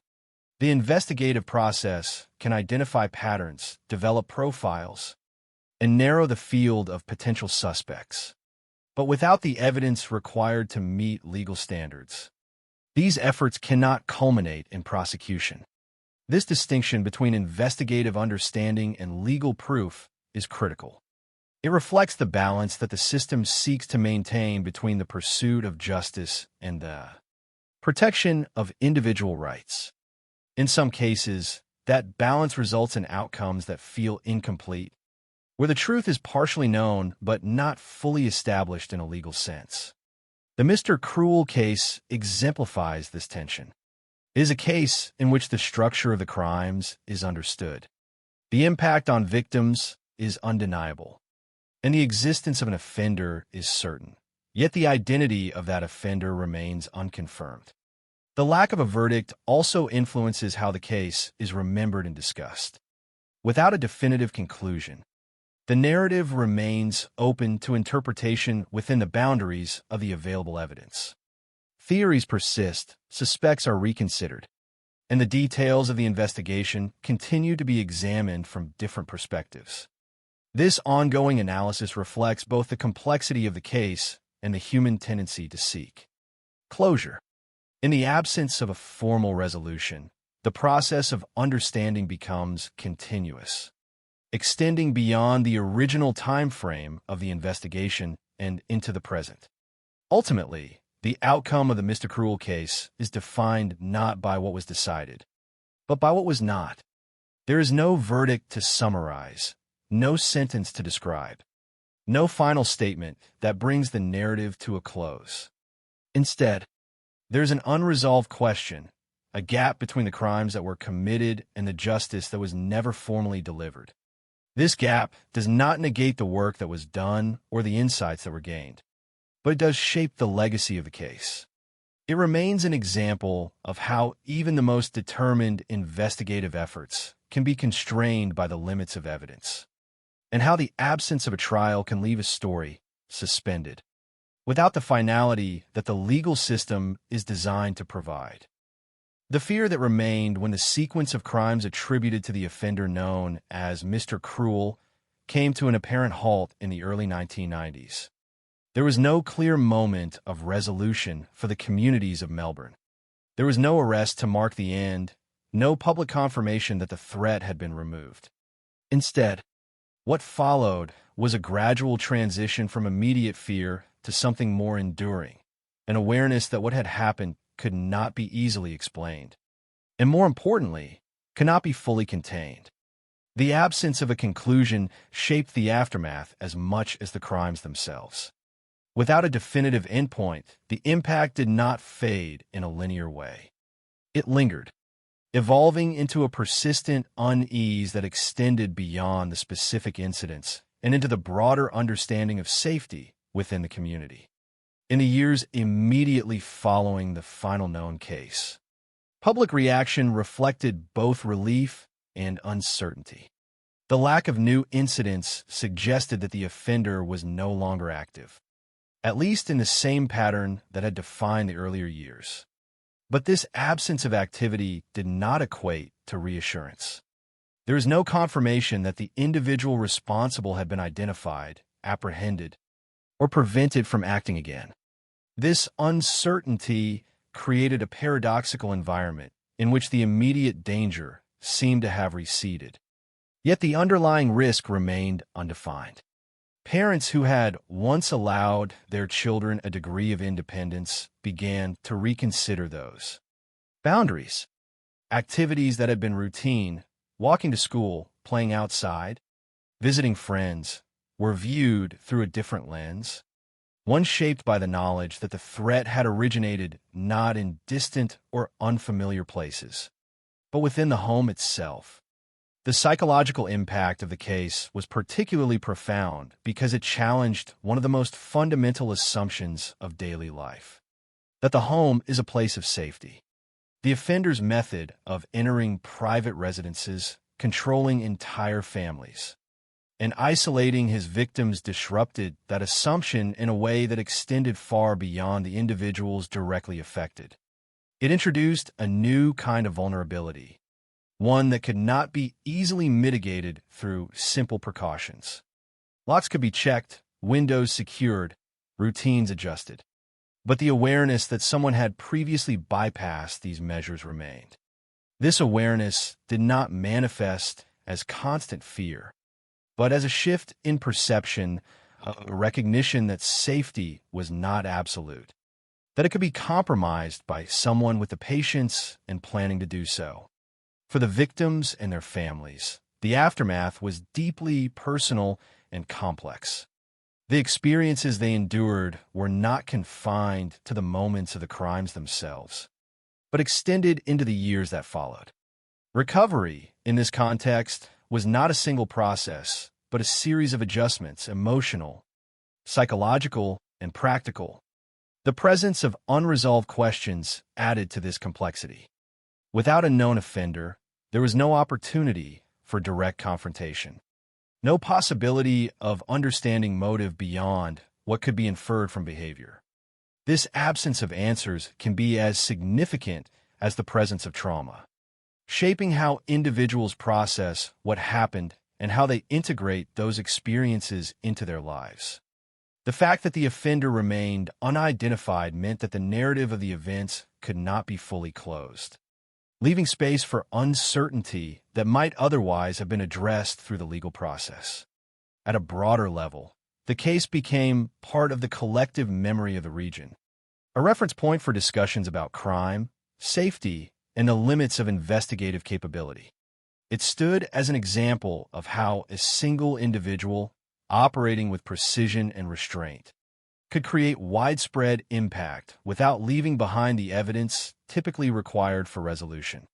This aspect of the case contributed to its lasting significance. It was not only the nature of the crimes that made them memorable, but the manner in which they resisted closure.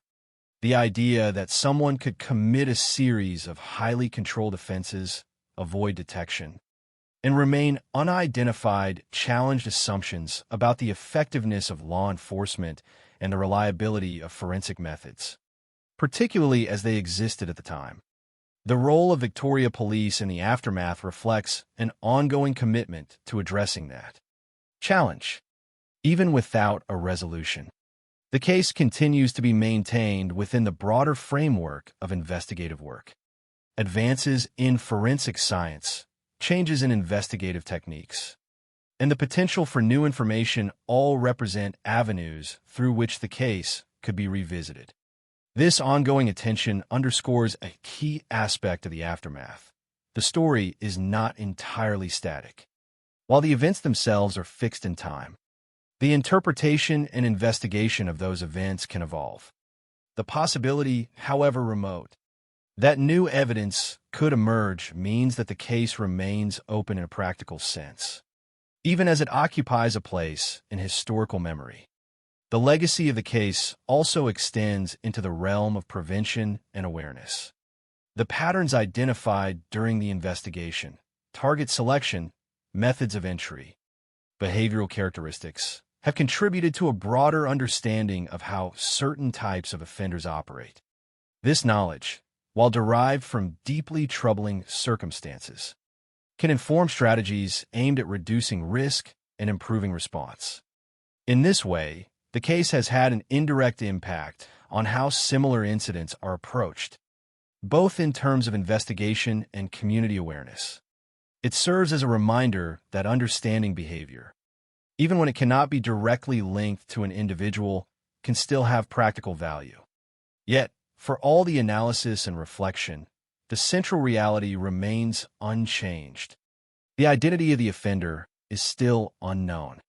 This fact shapes every aspect of the case's legacy. It is the reason the narrative does not conclude in the way that many others do. It is the reason the questions persist, revisited over time without definitive answers. Who is he? How did he manage to operate within these communities without being recognized? What factors contributed to the escalation observed in the final case? These questions are not simply academic. They are integral to the way the case is understood and remembered. They represent the gap between what is known and what remains hidden, a gap that has not been closed despite years of investigation and analysis. In reflecting on the case, it is important to maintain focus on the individuals at its center. The victims were not defined by the crimes committed against them, but by the lives they were living before those events and the lives they continued to live afterward. The impact of the case is measured not only in terms of fear or uncertainty, but in the resilience required to move forward in the absence of clear resolution. Their experiences provide the most direct connection to what occurred, grounding the broader narrative in human reality rather than abstraction. The offender, by contrast, remains a figure defined by absence, known through actions, but not through identity. This imbalance is a defining feature of the story. It shifts attention away from the individual who caused harm and toward those who experienced it, reinforcing the importance of understanding the case in terms of its impact rather than its mystery alone. As the years pass, the case of Mr. Cruel continues to occupy a unique position within the history of criminal investigations in Australia. It is remembered not only for the severity of the crimes, but for the way in which it has resisted resolution. It stands as an example of the limits of certainty, of the challenges inherent in identifying an individual who has taken deliberate steps to remain hidden. And it serves as a reminder that the absence of answers does not diminish the significance of what occurred. The events remain, the impact endures, and the questions continue to be asked. In that sense, the story does not end.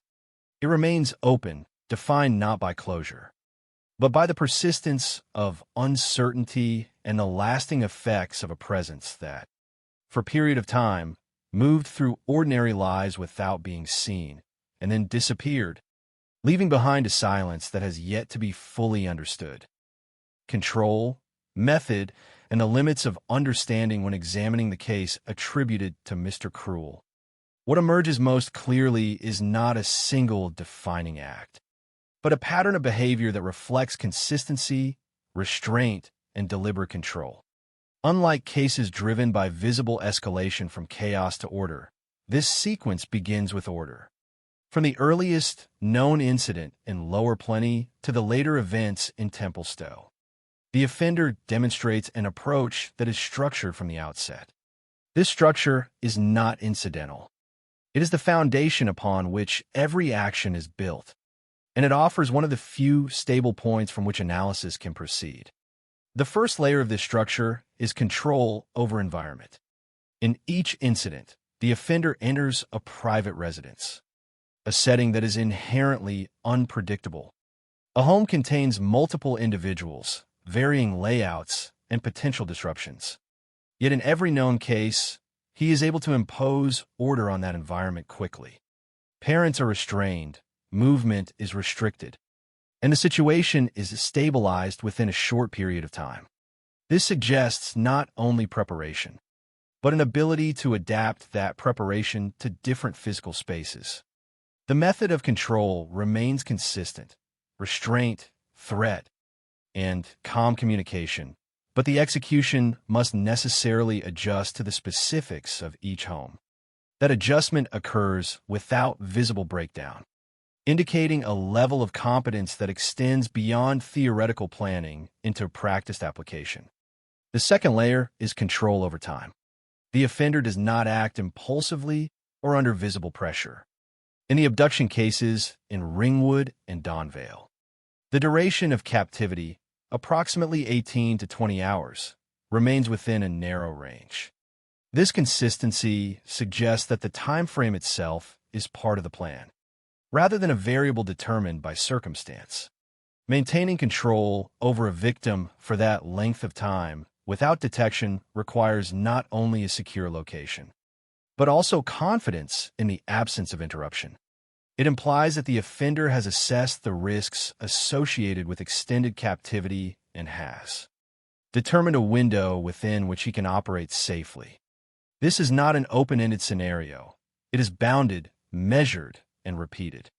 The repetition of this time frame reinforces the idea that the offender is working within self-imposed parameters, refining a process that he has tested before. The third layer is control over interaction. Victim accounts consistently describe a demeanor that is calm, measured, and at times described as polite. This is not a superficial detail. It plays a functional role in the offender's method.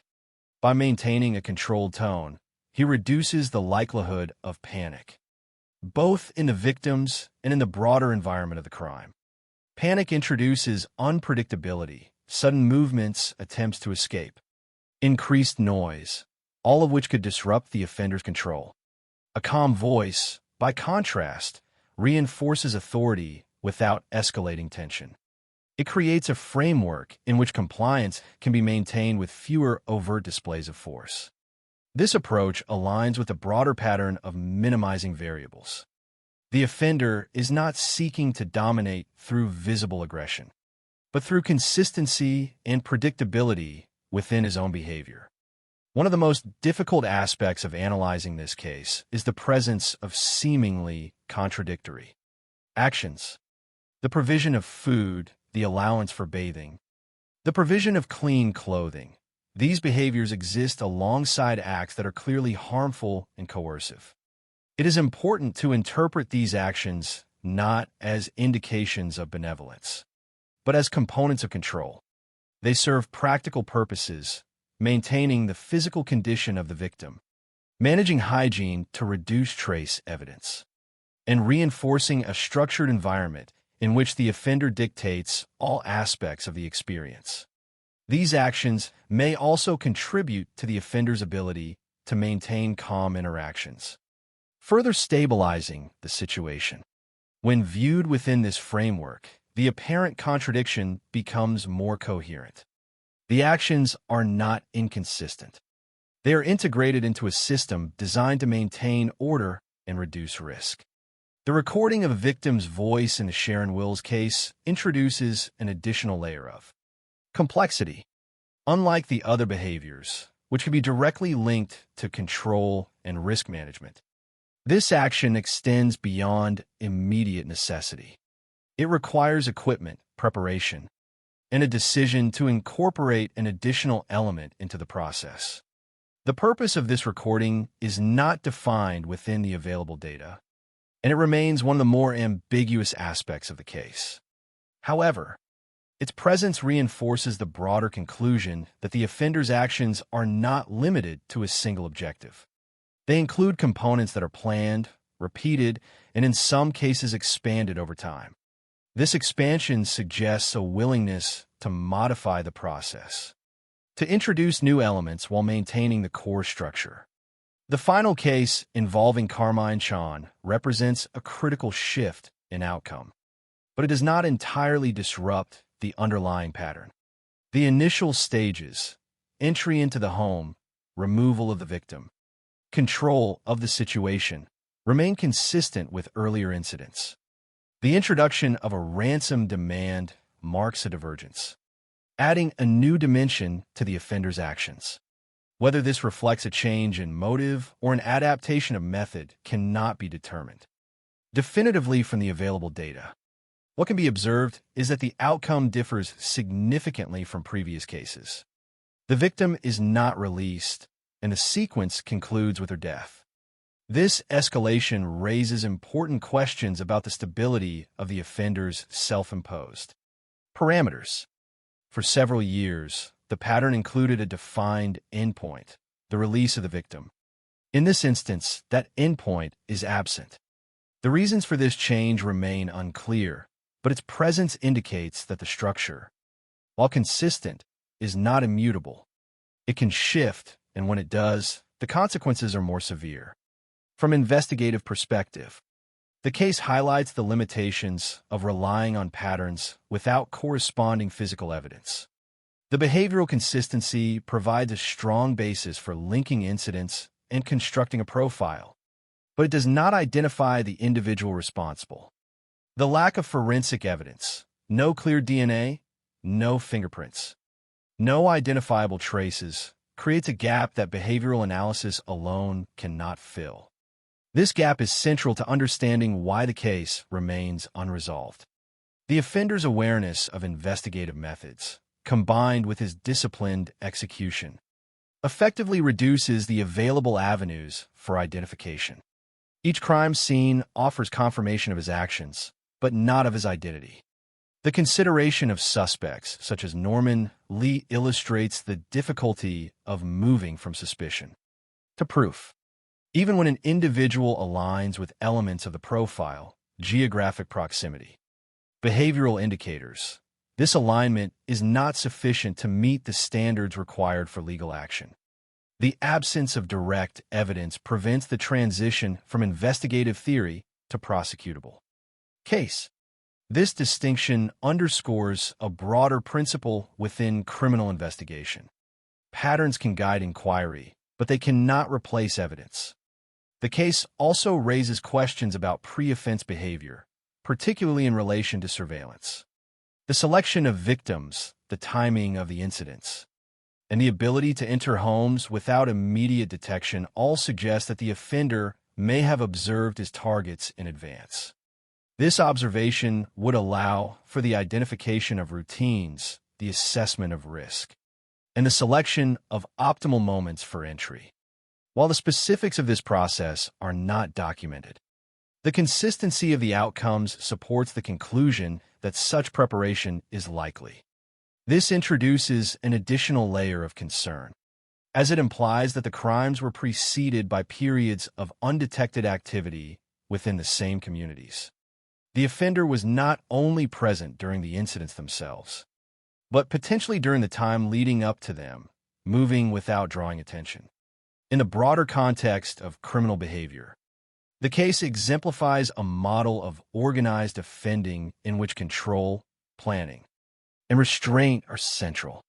It challenges assumptions that equate severity with chaos, demonstrating that highly structured behavior can produce outcomes that are both effective in avoiding detection and deeply harmful.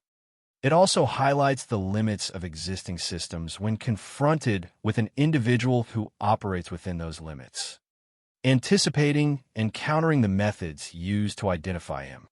The result is a case that is well documented in terms of events, but incomplete in terms of resolution.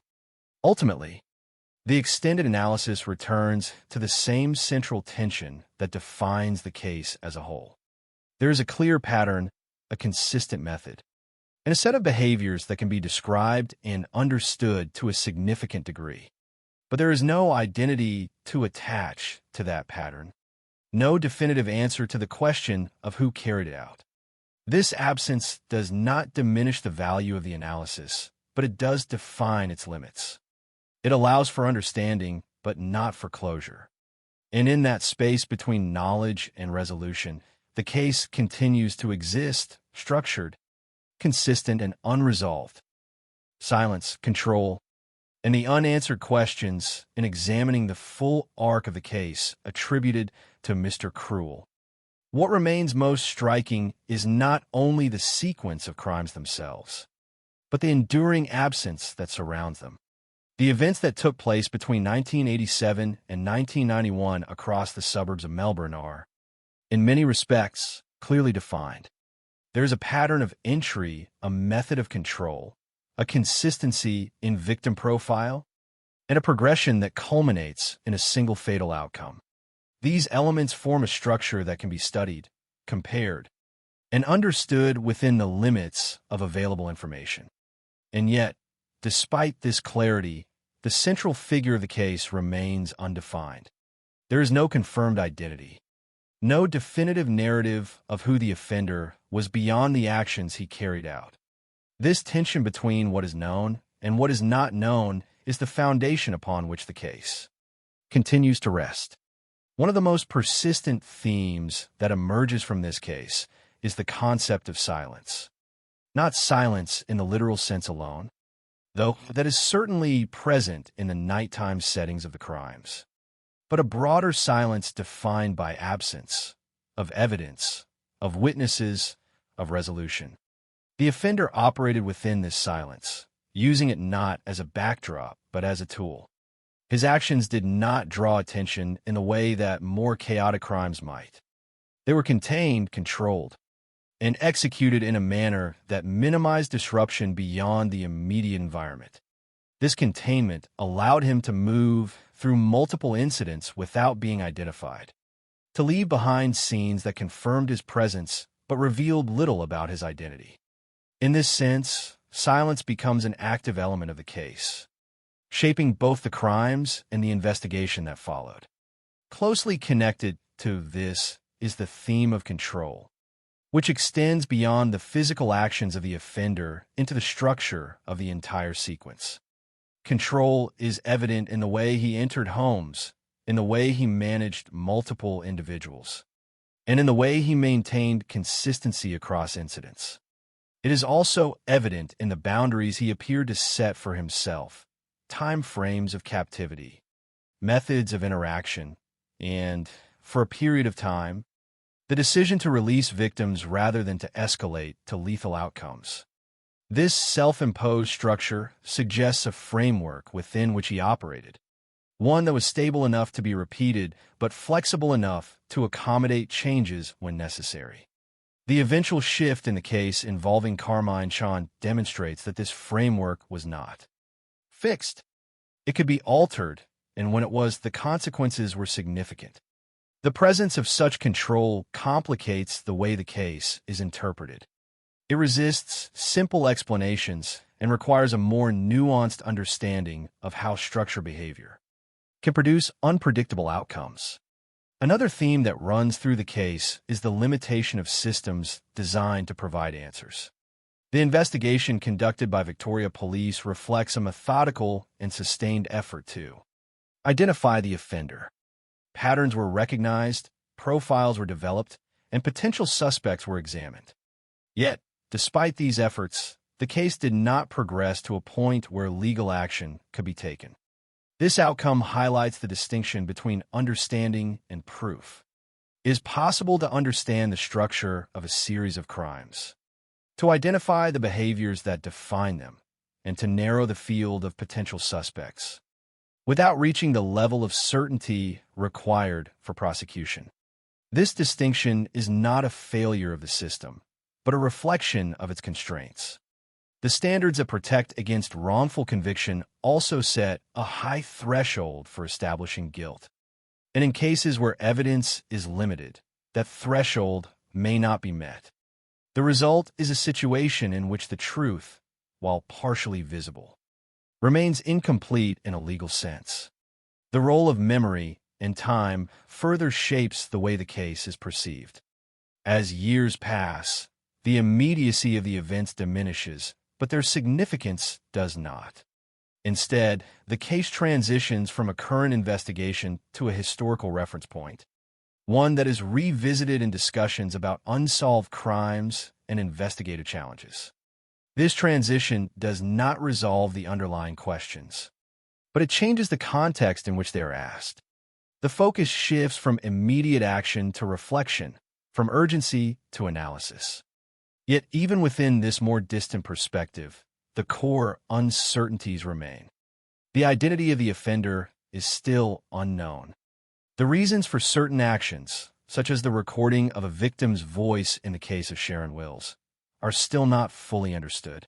And the factors that led to the escalation in the final case are still open to interpretation.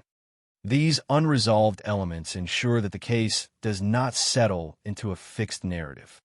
It remains dynamic, subject to ongoing consideration and reinterpretation. At the center of all these themes are the individuals who experience the crimes. The victims represent the most direct connection to what occurred, and their experiences anchor the case in reality. While the broader analysis may focus on patterns, methods, and systems, it is essential to maintain awareness of the human impact that underlies these discussions. The disruption of safety, the experience of isolation within one's own home, and the long-term effects of such events are not abstract concepts. They are lived realities that extend beyond the time frame of the incidents themselves. In this context, the absence of resolution takes on additional significance. It is not only a gap in the investigative process, but a factor that influences how those experiences are integrated and understood over time. The inability to identify the offender means that certain questions remain unanswered, and that absence can shape the process of recovery in ways that are difficult to quantify. As a concluding reflection, the case of Mr. Cruel can be understood as an intersection of clarity and ambiguity. The clarity lies in the documented events, the sequence of incidents, the consistency of method, the identifiable pattern that links them together. The ambiguity lies in the absence of identity, the lack of definitive answers to key questions, and the inability to bring the case to a formal conclusion. These two elements coexist, creating a narrative that is both detailed and incomplete. It is a case that can be studied extensively, analyzed from multiple perspectives, and understood in terms of its structure and impact, yet still remain unresolved at its core. In the end, what persists is not only the memory of what happened, but the awareness of what is still unknown. The offender moved through a series of controlled actions, leaving behind evidence of behavior, but not of identity. The investigation followed, reconstructing those actions as thoroughly as possible, yet unable to bridge the final gap. And the communities affected were left to reconcile both the events themselves and the absence of closure that followed. This combination of presence and absence, of knowledge and uncertainty, is what defines the lasting significance of the case. It is not only a story of crimes committed, but a study in the limits of understanding, and a reminder that some questions, even when carefully examined, may remain unanswered.